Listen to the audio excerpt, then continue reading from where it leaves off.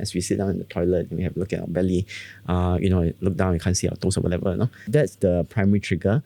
And it's almost all the time due to a modern lifestyle, genetics, And therefore, I think seeing this in the context of not just a weight issue, but a mental health issue, I think is pretty important.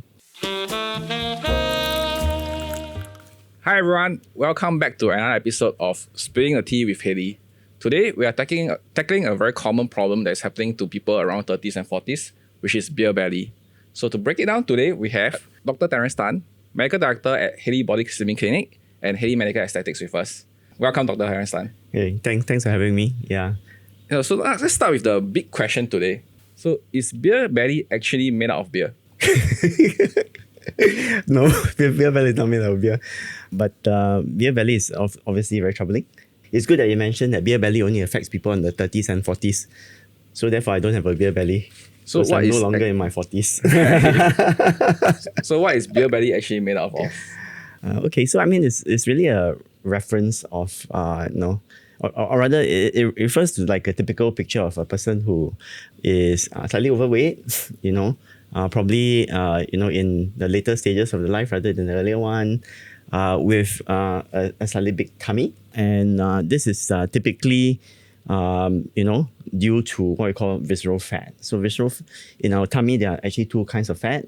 One is the fat, which is just beneath the skin, but on top of our rectus muscle or our abdominal muscle, or the six-pack muscle, and that's called subcutaneous fat. We also have visceral fat, which is inside of the muscle, which is probably hard to see. It wraps around our organs, and it serves a vital function, right? In terms of helping, wall off infections, but more importantly, insulation, preventing mechanical shocks, and supporting the organs from the inside. So it's really just an image, not really, something which is real, as you said. I don't think any of our audience thinks that beer belly is made of beer, but it's a good try. I'm not sleeping. Right. So beer belly is actually made out of fats itself. And what actually causes beer belly? Is it like your habits or what? What is it actually? So I think it's multifactorial. In fact, it's a very complex topic. I think even doctors and scientists are not entirely sure what a beer belly is or why is it due to. But I think it's generally accepted that a beer belly is really someone who has got a lot of visceral fat. So visceral fat is related to a lot of things. So I mean, studies have shown that it's related to age, right? So as we get a little bit older, sometimes we do have a little bit more accumulation of visceral fat. It's related to basically our weight, right? So fat is a store of energy. And if we get more energy, because we either eat more or exercise less, which sometimes we do, obviously we are going to have a little bit more visceral fat and hence a beer belly. This visceral fat is also related to certain hormones and certain factors which scientists have done research on. And it's found that people with high visceral fat generally have diabetes or will soon have diabetes. And therefore, diabetes, we know, is actually a problem with insulin. And certain hormones like insulin is actually a big factor in terms of how much visceral fat we have. And of course, lastly is our genetics, right? Our morphology. So some people are born with a little bit more visceral fat and some people a little bit less. And I think this shouldn't be confused with subcutaneous fat. So subcutaneous fat is the fat which you said is underneath the skin, above the muscle. And this fat is a little bit different. I don't think it's really that related to insulin, to some of these factors, although it's still genetics. Right. So I think what this is important is, of course, the looks of a beer belly is no good, but it's also very, very closely related to chronic illnesses and certain very severe complications as a result of that. Right. So when you mentioned visceral fats and subcutaneous fats, in terms of like to layman, to visually or texture wise, is there a difference? Because I do notice, right? I do have friends, I'm in my 30s. So my friends, some of them, they also have very big bellies, but there's two types one. So one is the very, very hard type one. Like you press, cannot bounce in one. Then there's those very soft one. You press the finger can go in all the way one. Why are you pressing your friend's belly? No, I want to see whether it's hard or soft. One of the boring things that we do, trying to pass time. Yeah. So that's what I noticed. So sometimes they have a hard one and they have a soft one, which is worse actually. Okay, my basic advice is try not to pinch your friend's belly because they might get the wrong message. Okay, Right. So that's number one. Okay, but seriously speaking, I think it's not so much the hard and the soft, but how I and most doctors would discern between visceral fat and subcutaneous fat is subcutaneous fat is easily accessible. So what we do is we do a caliper test. I mean, the easiest is a caliper test, right? If you don't have a caliper, just use your finger and pinch the skin and between your fingers, and that will include the skin doing a U-turn and the fat doing a U-turn, and basically are pinching 2 layers of skin and 2 layers of fat. Right. The fat gets almost entirely raised when you do a pinch test, leaving just the muscle behind. So you can really approximate how much fat we have. Right. So doctors know, okay, skin is about 3 mm thick. You don't need times 2 to 6. And then if you pinch and you get 2.6 cm, then you probably have about 1 cm of fat underneath the skin. I mean, basically it's a rough measure, but it's a pretty good assessment of subcutaneous fat. Visceral fat is a little bit more difficult. So you need to do certain complex tests in order to find out how much visceral fat you have, comparing it with subcutaneous fat. A lot of times we have these impedance monitors, or rather impedance weighing machines, and they are an okay assessment of visceral fat versus subcutaneous fat as a percentage, but they're not so accurate. Most of us would really determine the amount of visceral fat by really determining the waist-hip ratio, which is the ratio between our waist and our hips. And the higher the waist-hip ratio without a concomitant increase in subcutaneous fat from a pinch test, it's probably a good indicator of the amount of visceral fat that we have. Let's say if I pinch my friend, how much? I told you not to pinch already. Do a test, right? You taught me to do a test, right? Okay. So let's say we pinch him and then we test it and see how deep in or how much we see the U shape. So subcutaneous fat is not really a big health concern according to studies. It's really more visceral fat. Right. And as you say, you can't really pinch the visceral fat, right? Okay. So I guess as a layman, if you shouldn't do it, but if you pinch your friend's belly and you find that the subcutaneous fat is really not as thin, not as thick, as what you would expect from the big belly, then I think the presumption is that there's a lot of visceral fat. Right. Yeah. Of course, I mean, there are other factors which are possible. Maybe that person has got some growth that's causing, but for most of us, I think that's a very good estimate, right? And that's really an alarm bell to see, maybe something can be done about it. When we talk about beer belly also, sometimes what I do notice about my friends is that they have a very small frame. The whole body is actually very small and all, but they just have a huge belly. Yes, I think there's some visceral fat, but it might be accentuated by the fact that that's our skeletal body structure. I mean, that's how genetically we look like. Some people have narrow shoulders, some people have wider shoulders, some people have a bit more muscular top, and vice versa.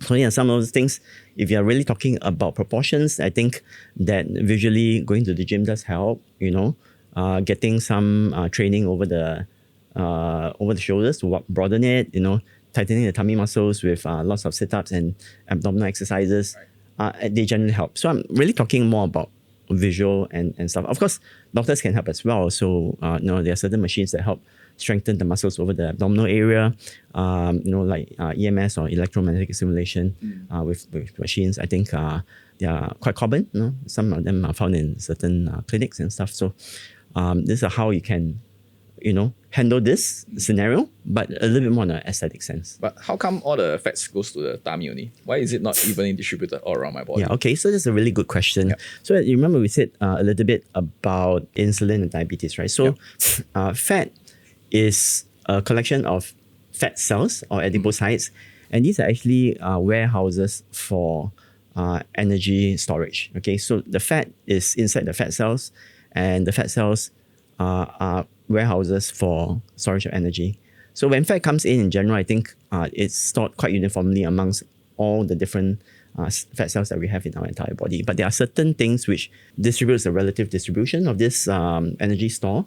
And I said hormones is also a factor. Okay, so let's say if you have diabetes or you have some insulin issue, there is some evidence that there is selective increase in the storage within the visceral fat rather than abdominal fat, and that in part gives the credence to the theory that more visceral fat can be a predictor of long-term health issues. If the other issues would be that genetics, as you talked about, our overall weight and stuff.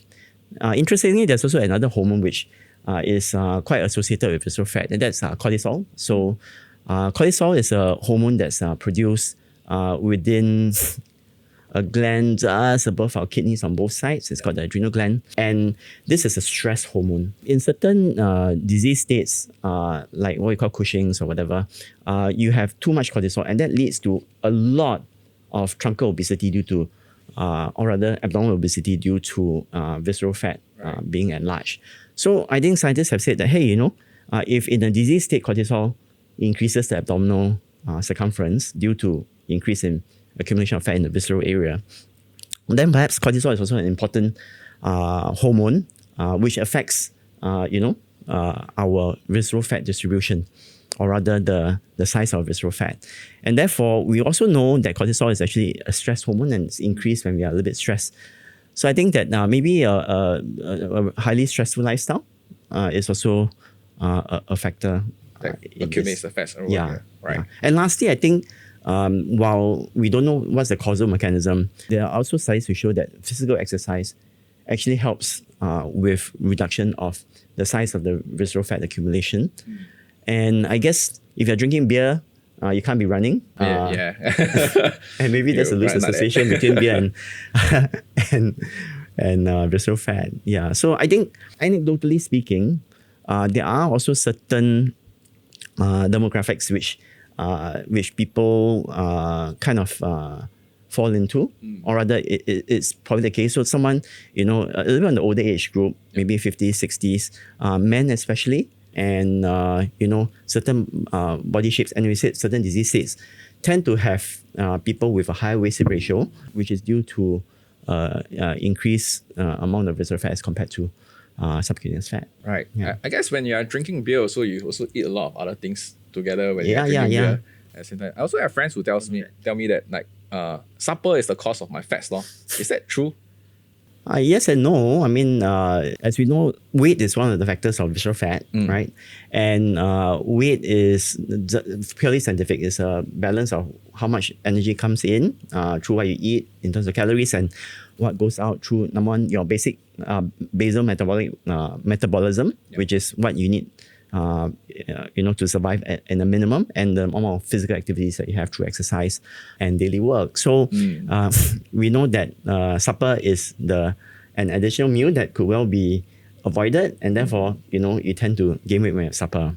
And I think for most cultures, we know that healthy food doesn't really exist at night. Yeah. And in a Singapore context, what do you eat at night? When you McDonald's and Lok Lok. Yeah, that's right. And Lok Lok, Chon or whatever. These are all the 24-hour restaurants of prata. So they tend to be oily, low in nutrition, high in processed fat. And generally, I guess that's the reason.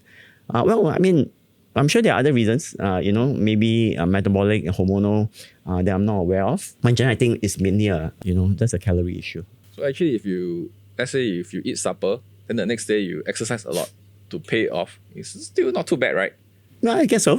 Yeah, but we live in a practical world, so yeah, I think it's practically a bit difficult. Because after you eat supper already, the next time you wake up is 11 a.m. or 12 Yeah, I think the people. So I think just to put it in a proper context, okay? So let's say you go and eat supper and you have like a McDonald's value meal, okay? So just McChicken, medium fries, and a Coke. That would give you 1,000 calories, okay? All right, so 1,000 calories than what you would normally have. And you know how much it takes to work off 1,000 calories? I think you run 20 kilometers. Yeah, no, not really, but it's like walking for 3 hours, yeah? Wow. And that's almost impossible. So I think it's for most people anyway. It's good to exercise, but it doesn't really take away the need for some conscientious eating. Yeah, I think it's easier to like consume calories than to burn off calories. Burning off is the hardest burning part. off is very important as well, Yeah. because everything helps, and science have shown that maintenance of weight loss is important for exercise, to have exercise, and to initiate weight loss, probably diet is a little bit more important, although both are important. So I think viewers, please don't think that exercise is not important. It's important, but supper might not be the best thing. What about man boobs? Man boobs, real boobs, What's that? man boobs. Okay. I presume we refer to people with a fuller chest, right? So so what constitutes this appearance of man boobs, right? So all men actually have breast tissue. Contrary to what people think, like, oh, breasts are only women, chest in men. Men have breast tissue, except they are really small, because genetically that's what's determined, and we don't have female hormones which tend to make it a little bit bigger. But it is in a normal man, it's about the size of a disc like this. Right. That's underneath the areola of the black part. And if you squeeze it yourself, which you shouldn't, and certainly shouldn't squeeze your friend's one, you can actually feel it yourself. You can try if you want to. It's a bit firmer than the surrounding fat tissue, right? So there's a certain condition called gynecomastia whereby it's actually very big, okay? And that's not related to weight at all. But for most of us, I think it's really related to weight, whereby we actually have more accumulation of fat over the chest area due to, gaining of weight. And in these cases, it gives rise to the appearance of man boobs. Yeah. And also, one factor that I forgot to talk about earlier on is that, the appearance of a beer belly and the appearance of, enlarged chest or man boobs, right? It's also partly due to looser skin as you get a little bit older. Yeah, we find that people who tend to have more obvious man boobs and tummy tend to be people who are either overweight or was very overweight and now just slightly overweight. Right. And I think the skin is an issue as well. Yeah. So I think that a lot of people, when they come, to me anyway, and say, okay, have fat loss kind of thing, but we also ask them to think about skin tightening and other adjunct treatments, which I think would be very, very important. But for the man boobs, and if it's due to fat, there are certain machines like cryolipolysis or fat freezing that will help reduce the amount of fat over that area. And I think that works pretty well, especially for men. Right. Only for men, sorry. But I think it's really troubling because I think we see a lot of men who are very troubled by that. It's also partly racial, partly genetic, partly weight. So it's not just weight. So it's a real issue. So we do quite a lot of treatment for men. In fact, that's one of the most popular treatments that we encounter. But of course, your friend won't tell you, hey, I go to see my doctor because it's really too big. It's a little bit embarrassing, right? Right. Yeah, they don't mind saying, hey, my tummy, I'm going to get weight loss. But this one, sometimes they don't tell you. Yeah. Is there a story in particular where you can share with us whereby a person or a patient are affected in terms of their confidence level when they come to you because of like man boobs or beer belly? I think, right, while weight is a very serious health issue, I think most people who come to see me for a body image issue. Although they have health issues, I think the trigger seems to be for body image issues. Right. Especially for men, as we sit down in the toilet and we have a look at our belly, look down, you can't see our toes or whatever. That's the primary trigger. And it's almost all the time due to a modern lifestyle, genetics, and therefore I think seeing this in the context of not just a weight issue, but a mental health issue, I think is pretty important, right? And there are things that we can do about it. So maybe we can just bring us back to visceral fat, okay? So visceral fat, beer belly and stuff like that. It does make sense that they get treated for that. So they come for a body image issue, I got this, I got that. But I think in the back of our minds, we also need to steer the patient towards what are the issues in terms of your long-term health. But we shouldn't be too directorial to, when people come for body image kind of thing, and then you tell them your health is an issue as well. I think it's not really nice and people don't really like it. But I think as a doctor, we should be conscious of that. If you reduce visceral fat, how do we do it, right? So I think weight loss is a good start. Good start, yeah. Yep. And remember we said that there are other issues which affect visceral fat, and one of them is hormones, right? So to inspire them for a positive lifestyle, more exercise, less stress. And also lately there have been, face it, people come with beer belly, they are generally not very skinny people, okay? So lately there have been a explosion of people taking a certain kind of medication. It's called GLP-I analogs, right? Yep. Receptor analogs. And these are really, really effective to lose weight. But on a side note, they also use for diabetes. And diabetes is a problem of insulin insufficiency along those lines, okay? Relative insulin insufficiency. And these medicines actually help increase the insulin levels in our body. Yep. And remember what I said about insulin and visceral fat, and so while it's not proven, it lends to certain beliefs that these medications help not just reduce the weight and therefore reduce the visceral fat, but might have a direct influence on visceral fat due to its effect on insulin itself. But it's a bit too complex.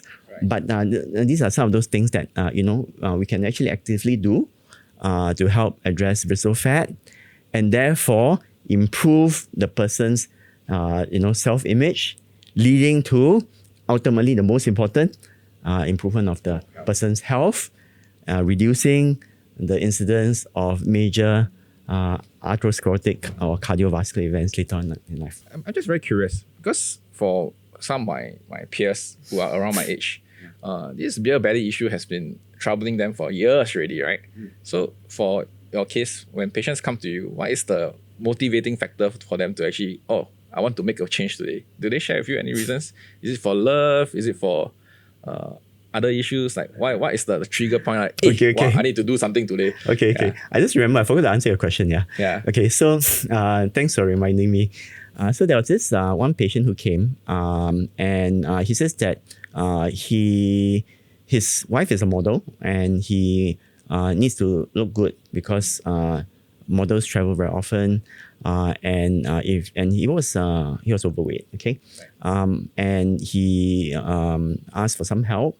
Initially, he said that it's not really the weight I am concerned about. It's just I want to reduce my beer belly and also my chest. So we did cryolipolysis or fat freezing for him. It actually worked pretty well because he has a lot of subcutaneous fat. But after a while, he also developed other health issues. Right. So he got this thing called obstructive sleep apnea, which is quite common amongst overweight men, whereby we have got a floppy airway, and at night when we sleep, because our muscles are a little bit more relaxed, it kind of collapses and we can't breathe properly, leading to some health issues and also sleepiness in the day, lack of productivity. And he said that, okay, let's lose some weight. So he practically lost about 30% of his body weight. And then we did quite a few through GLP-1, receptor analogs. And we also did some procedures, fat freezing to reduce the fat, skin tightening, muscle strengthening. He was really, really motivated. So he lost about 30% of his body weight. And most importantly, he's got a six pack, his chest looks better. And he literally looked like a model after that, right? Wow. So, and he was quite a handsome man. In the end, he was healthier.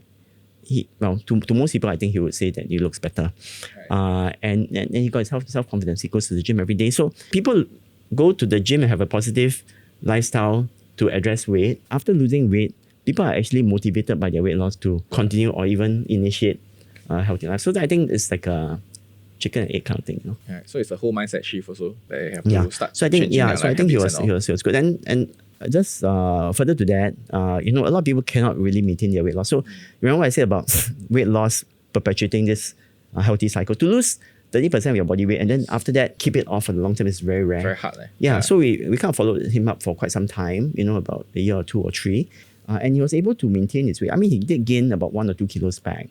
But it might be muscle, and it's really not significant to the amount of weight that he had lost. So I think some people manage to leave to make the transition to keep their weight off. Some people don't. I think having a good, effective weight loss and having better self-image kind of helps in terms of weight loss maintenance. Yeah, because it's a positive cycle. He's actually more confident. He lose some weight. He looks better. Then I'm more motivated to keep going, right?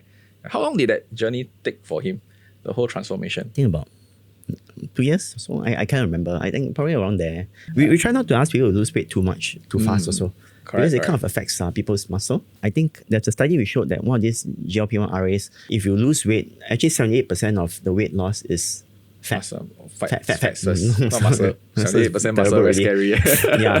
yeah, which is good. But if you look at the cup being half empty or half full, it also means that 22% of it is muscle. Right. Which you do not want. So we want to reduce the amount of muscle loss to a minimum. And that includes, of course, healthy lifestyle, but more importantly, not losing too much weight too fast. Is there a guideline to how much weight is a healthy weight loss? Okay, so I think weight loss is a proportion of the initial weight. So let's say if I will lose, 5 kilos, it would be more noticeable in me than it would be on you. Let's say we start from 100 kg. Yeah, so I think that for me, I would think maybe about 2% weight loss per month is okay. And I tell you, everybody comes, they'll say, hey, 2% weight loss is just way too little, kind of thing, Yeah. I was hoping that, I do a 6%, 8% kind of thing. The other doctor gave me 8%. I'll go and see the other doctor. In the end, it's still giving them the same thing. Yeah, so I think that as a doctor, we have a responsibility to the patient to give what the patient wants, but at the same time to do what's the right thing, rather than just to promise the 8% and stuff like that, and do things in a not so good manner. If some doctor tells you you should lose 8% of body weight in a month, maybe that's not great advice. And a responsible amount is probably about 2%. Let's say if you're 100 kilos, then maybe about 2 kilos would be a good idea. Yeah. And what we say if I tell you, you come and see me and hey, so let's say you're much less, right? I'll take 1.5 kilos as your 2%. Yeah, what we tell? Okay, 1.5% is okay. I thought it would be faster. That would be my first reaction. I thought it would be faster. No, I think it's okay. It's good. You lose it responsibly. You have preservation of muscle. You'll be significant already after a few months. Then what we say? Okay, we try. We try. The thing about weight loss is also, one thing I noticed, if you lose too fast, you gain back very fast also.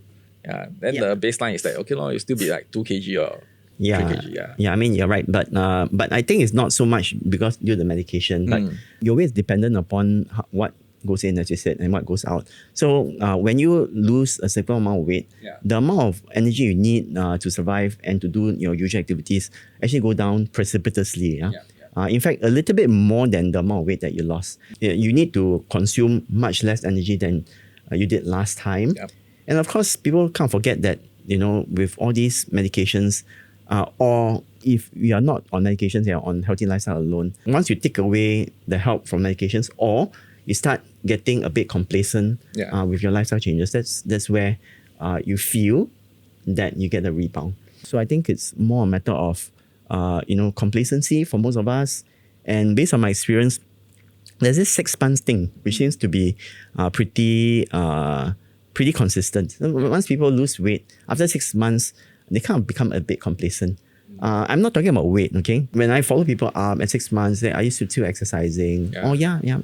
Once a month, half an hour jog, Whereas people, when we ask them at about 1 month, I do 4 times a week, 1 hour each, But we can't forget that, and we say, this medicine is no good. I stopped already, and kind of rebound kind of thing. Yeah, I mean, it's difficult. Yeah, and also we underestimate how effective these medications are. And albeit, they are not long term. So once you stop, the appetite comes back. Our memory gets a bit loose. Right. We get a bit complacent, exercise a bit less. And that's why things happen. So the main thing is commitment-wise and then discipline-wise is the whole change of lifestyle and habits. So that you can maintain the same lifestyle to maintain the weight. So why we talked about why diet might be more important in weight loss and why exercise is more important in weight loss maintenance, right? Yeah.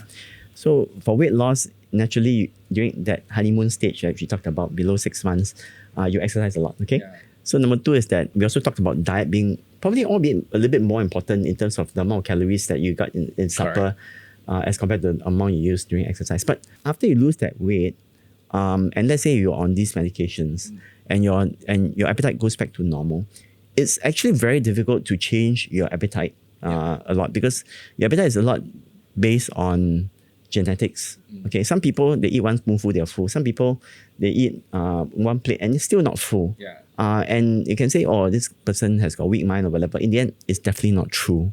It's really genes, okay?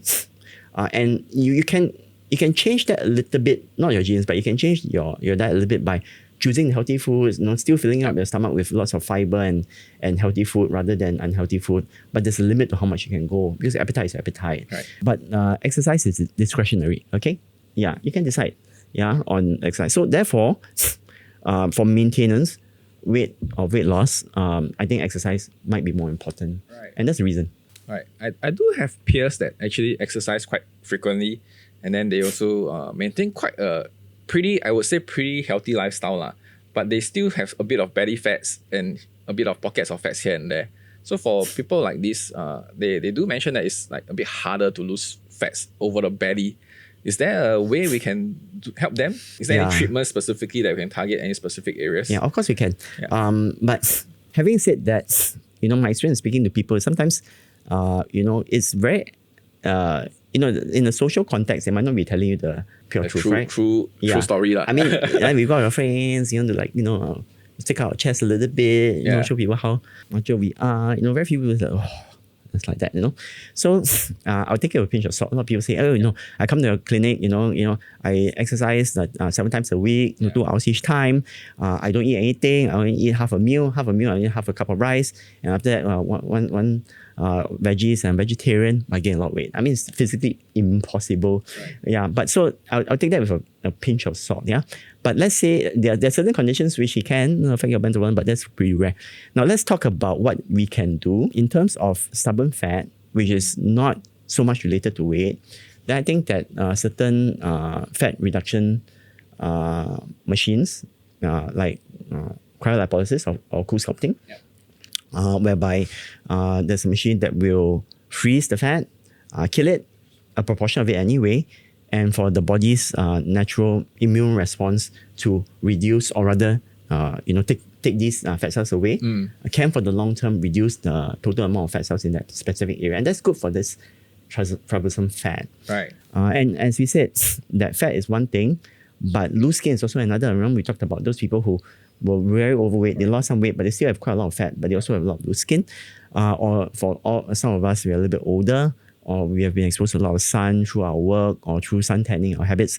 Then I think skin tightening is actually very, very important. Right. And we shouldn't really forget about that. And lastly, it's specific just to our tummy. Yep. I think muscle tightening, good old-fashioned exercise, or for people who want more help, EMS, and in the case of what we provide, Tesla, right, is a good idea.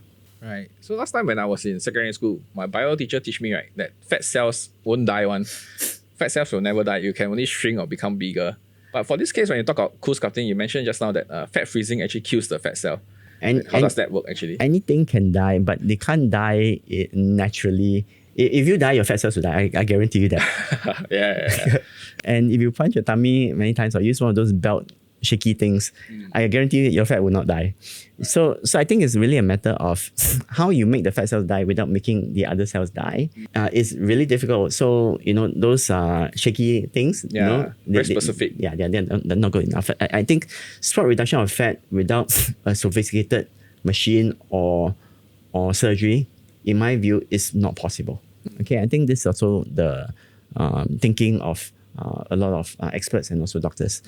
We want something that will kill the fat cells and not kill the rest. So you can do it through cold, as we said, cool sculpting, heat, through radio frequency, or less commonly maybe lasers or other energy sources, or surgery, just to just suck it out, right? Would be a good idea. Good idea not for everybody, but for people who are suitable. Right. So what happens after the fat cells are dead? How does the body eliminate it?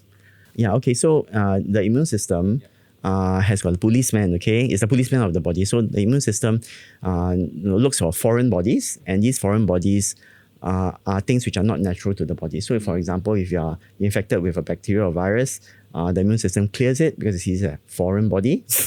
So dead cells are also considered foreign bodies because it's no longer natural to the cell. Yeah. The cells look a bit different, a bit distorted. The policeman comes and says, hey, you don't look like you are a normal citizen. Are you an illegal immigrant or whatever? No. So they kind of get them, catch them, bring them to the liver, and the liver being the waste processing unit of the body will excrete it through your bowel, through your duodenum or small intestines and pass out. But it's a very slow process. One more thing. Very interesting. So, do we have like limited number of fat cells or a fixed number of fat cells, or can we grow more fat cells in that sense? Yeah, I mean, most doctors would think that we have a fixed amount of fat cells. Yeah, it's really the storage of fat within the fat cells that makes a difference.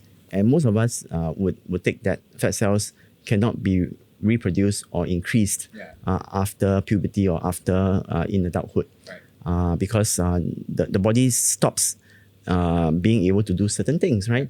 So I wish I was as tall as you, but I'm not, right? So the bone cells stop multiplying. You know, our cartilage within our bony end plates fuse, and you know, there are very few organs which can still multiply in adulthood. So liver being one of them, you know, but other than that, I think it's you know, what you see is what you get. Right. In theory, that's the cool sculpting is very powerful. So after you eliminate out the fat cells, actually your total fat cells decrease. Then you don't have that much fat cells to gain weight already. Yeah, it's good. It's good. Right. That's the theory, right? I don't know lah. That's my layman thinking. Yeah, I mean it's good. Yeah, I mean it's very popular. I think you know, when in terms of cryolipolysis, there are quite a lot of benefits as compared to, you know, certain other procedures. Yeah. Right. Face it, I mean, we are in a very modern society, and we are all quite busy in our work, whether we are male or females, and to go through liposuction, well, it's very effective, but you know, to have a scar, and more importantly, you know, the downtime, sometimes we just can't, you know, take the time. So we need to look for a safe and effective alternative to that. Right. And if I'm not wrong, cryolipolysis is still number one in terms of non-invasive fat reduction, you know, done in the medical setting. In terms of safety wise, it's also tested out many times in the clinical trials and all. Yes, of course. I think that if you want to do a treatment, we need to make sure that it's safe. Yep. And that's probably a given for you know, medical practice, right? But a lot of people do not know that, you know, the machines used in non-clinics are probably not as rigorously tested. Right. And while he thinks it's so easy, you know, just freeze and, you know, the fats are gone, or radio frequency heat and the fats are gone, it's really not so simple, because we want to do selective, you know, cryolipolysis, okay, or rather selective tissue or cell death. Yeah. So the principle is that fat cells are a bit more sensitive to heat changes than the rest of the skin. So we need to tune the temperature, either whether it's through heating or through cooling. To be a little bit too much for the fat cells to take, but still within the tolerance of everything else, the skin, the muscle, the nerves, you know, around it. And this band of tolerance is actually very, very low. So with power comes responsibility. We need to make sure that we are responsible not to kill the rest of the tissues while we're killing the fat cells. The human body is very fragile. You know, machines can cut through steel, diamond. You know, to treat fat cells and kill that is actually very easy. But how are we going to do that safely? Well, we need to tune the temperature such that it is within this super narrow band, such that we kill off one but preserve the other. And I just think that certain machines which are not within clinics will not be able to do so effectively or safely. Even though they marketed themselves as the same technology, but actually the testing may not be that comprehensive also. So I think a lot of people feel that, oh, you know, if I go to a clinic, you know, I get these machines, and or even more common, no, I don't like to take medicine and stuff like that. And then they take supplements, or they go take things which are not within the context of a medical clinic or medical practice. Actually, I think that it might be more dangerous because, you know, testing is lacking. You might kill something off that you don't know that what happens to kill also. It's quite dangerous. So, it's very dangerous. It's very dangerous. So So what would you say to people who actually tells you, oh, I come to your clinic for treatment, can already, I don't need to do anything else? I say, yeah. go ahead. No, of course not. But after that, they come back every month. They still come back to you and see that their weight never change. And they say you're not effective. Well, no, I mean, it's true. I mean, lifestyle change is very important. So I think a lot of these, they help, especially weight loss medication. I mean, they help. They are a tool, right? You have to use the tool effectively and you have to use the tool as well. So it's like, if I give you a smartphone and all you do is do text messaging and calling, then you might as well just not use the smartphone, right? And say, oh, it didn't help my productivity. I couldn't, finish my job faster. But it's because you only use it for text and so it's the same. It helps you reduce your appetite, certain other things, but you still have to make sure that you also put in some elbow grease or some hard work to get the thing done. Right. So the most important thing is that you not only have to rely on treatment. Treatment is just an added advanced bonus, but also mentally and your own well-being, you have to change your lifestyle, your habit, just to make it healthier. Yeah, it's a whole overall thing, not just treatments only. Right? It's the truth, it's the truth, no matter. Right. So it's really not about the beer. It's not only about beer inside the belly. Correct. There's no beer in the belly. It's actually your lifestyle and habit that actually affects your whole body composition. And also your genes and all, they all stack together and influencing how and where your body stores fats. I think that's the most important thing. Dr. Tan, what is the inspiration behind you opening up Halley Body Slimming Clinic? Well, I mean, like everything else, I think just to help people. I think that people really understand. Well, having like a specialist clinic, general practice clinic, family clinic, I think it's pretty simple to understand why we do so. I mean, we do so to help people. We get people healthier and we make people happier, and we cure serious illnesses. I think that in terms of body slimming, I think it's really kind of a missing kind of link. We find that the services provided by people, doctors, are good, but there might not be the correct mindset in terms of how we address the issues. So one thing, like what you said earlier on, sometimes we doctors, we are a little bit too obsessed with measuring health as a measure of success in any treatment. So I think slimming and weight loss, as you had talked about earlier, is our body image as well. I think we need to have a clinic that has the correct number of resources, and more importantly, the empathetic mindset, to treat the patient in terms of the mind and the body, and of course to have enough tools to get the job done. Right. Wow. Right. Inspiring. Okay. So I think that's all the time we have for today. So if there's one thing that we want the viewers to remember today, what would that be? Well, I think that a lot of us, especially men, because we are really macho, and we don't really want to admit that we do need some help.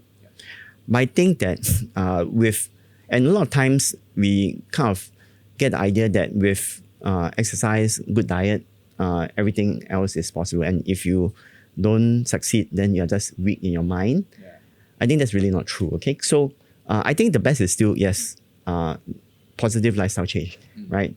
Good diet, healthy eating, having the correct amount of exercise, and then that's great. And if you can make the transition, please do. But if you can't, then I think that technology has moved on, and there are a lot of things that we can do to help. And more importantly, there's really no stigma to it. It's not really a weakness of the mind, but chemicals within the brain, or how the brains are actually made, specific to who you are, that makes us how we are. And it's unfortunate society does see the body as an important aspect, and therefore our brain's conditioned to see that as being important, and self-conscious issues are very important. And of course, don't forget health. So just please do seek help if you do need to. Right. So I think that's probably the take-home message. Yeah. So the main thing is really, if you need help, there will be help there. Yes, there will be help. Okay. So that concludes today's episode. If you enjoyed our episode so far, please remember to like and follow us, and also subscribe to us. We'll see you in the next episode. See you. Bye-bye. What kind of treatment done in whichever medical practice, it's never just the doctor, it's never just the clinic, and it's never just like that, Right. It's always a collaboration, and that's always been the case, and then even with AI going in the future, I see maybe 100 years, I don't see that change.